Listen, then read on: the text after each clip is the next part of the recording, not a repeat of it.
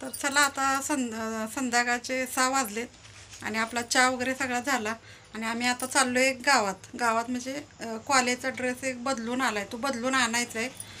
तर त्यासाठी आम्ही गावात चाललो आहे. असाच व्हिडिओ बघत राहा आणि तिथे गेल्यानंतर पण आम्ही व्हिडिओ काढणारच आहे. तर चला. तर बघा आम्ही असं गेलो गावामध्ये. तर कपड्याचं दुकान काय झालं माहिती का, तिथं आम्हाला ड्रेस काय मिळाला नाही. जो पहिला ड्रेस आणला होता ना तो आम्ही परत दिला आणि मग नंतर मग आम्ही दुसरीकडे तो ड्रेस घेणार आहे. म्हणून आम्ही काही व्हिडिओमध्ये ते दाखवलेलं नाही. नंतर आम्ही तिथून पुढं गेलो, भाजी थोडी घेतली, भाजी मार्केटमध्ये जाऊन पूर्ण बाजार फिरलो आहे. असं कोथिंबीर आणि मेथीची भाजी, शेपूची भाजी अशा भरपूर भाज्या आलत्या. पण शनिवारी आमच्याकडे बाजार असल्यामुळे मी जास्त काही भाज्या घेतल्या नाहीत, थोड्याच भाज्या घेतल्यात. कारण जास्त भाज्या आणून आता पालेभाज्या जास्त कोण खात नाहीत, त्यामुळं डाळी, मटकी, वाटाणे असले पदार्थ आणून ठेवलेत घरात, त्यामुळे त्याच्यात भाज्या बनवते. आणि आमच्या इथे एक सेल लागला आहे, म्हणजे सगळ्या आपल्या गृहोपयोगी वस्तू त्यामध्ये आलत्या. तर कढई वगैरे असा दुसऱ्या वस्तू, चाकू, पुन्हा खोबरं, लसूण, कांदा बारीक करायच्या मिश्रण, असं भरपूर काय काय आलेलं होतं. ते पूर्ण आम्ही बघितलं, पण खरेदी काय केलेलं नाही. कारण अशा सगळ्या वस्तू घरात होत्या आमच्या शिल्लक, आणि घेऊन कसं पसारा असं काय वाटते, घरात पसारा जास्त झाल्यासारखं. त्यामुळं काय आम्ही काय घेतलं नाही, पूर्ण फिरून बघितलं. डोक्यात घालायचे बू वगैरे, टाचण्या, असं छोट्या छोट्या वस्तू घेतल्या. छान छान वस्तू होत्या बरं का तिथं.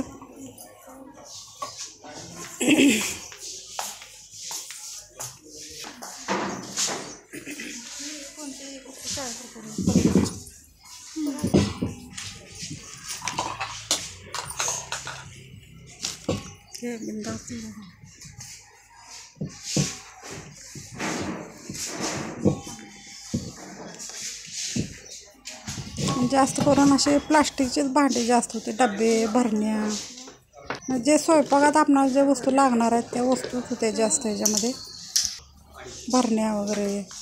तर ते आम्ही नाही घेतलं, कारण त्या वस्तू आमच्या घरात आहेत, त्यामुळे आम्ही काही आणलेल्या नाहीत त्या वस्तू. ठीक आहे. तर अशा प्रकारे पूर्ण सेल आहे, बघू शकताय तुम्ही.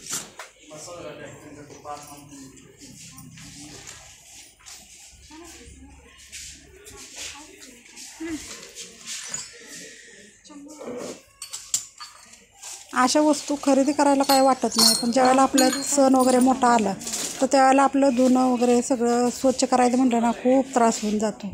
आणि अशा गोष्टीनं तर त्या पूर्ण बाहेर काढा, धुवा, नंतर जिथल्या इथं लावा.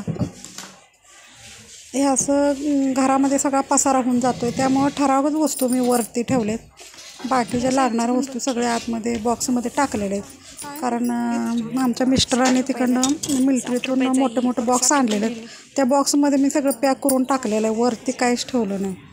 कारण ते नंतर लई त्रास होऊन जातो आहे त्याचा. धुळा वगैरे रोज जरी झालं तर रोजच्या रोज त्याच्यावर धुळा बसतो.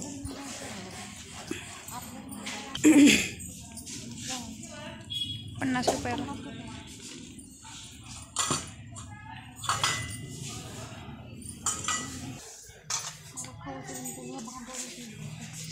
हे काय आहे ग, काय करायचं काय?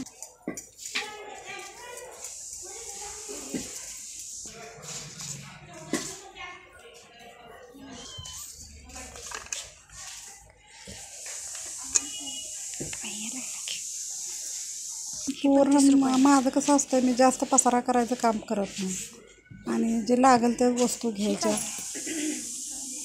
जास्त वस्तू घ्यायच्याच नाही. घेतल्याने आपणाला जास्त त्रास होऊन जातोय त्याला. आमचा इथं काय नाही. तर असं जरा फिरलो गोल गोल, म्हटलं जाऊ दे, कशा तर निमताना आपले पाय पण मोकळे होतात, म्हणून आम्ही असं पूर्ण फिरून बघितलं.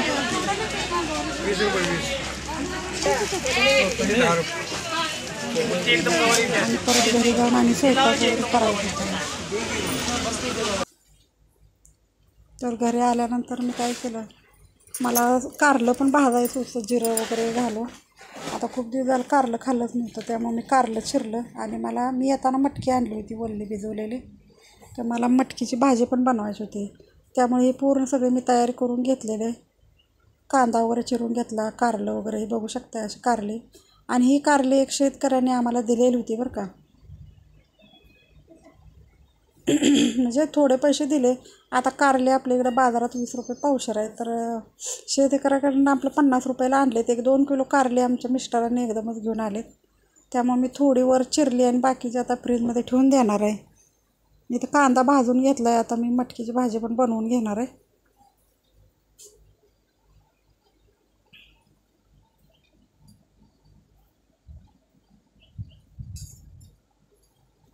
आज काही जास्त मी असं जेवण बनवणार नाही. कारलं भाजणार आहे आणि मटकीची भाजी बनवणार आहे. सकाळच्या पण भाज्या जरा शिल्लकच आहेत.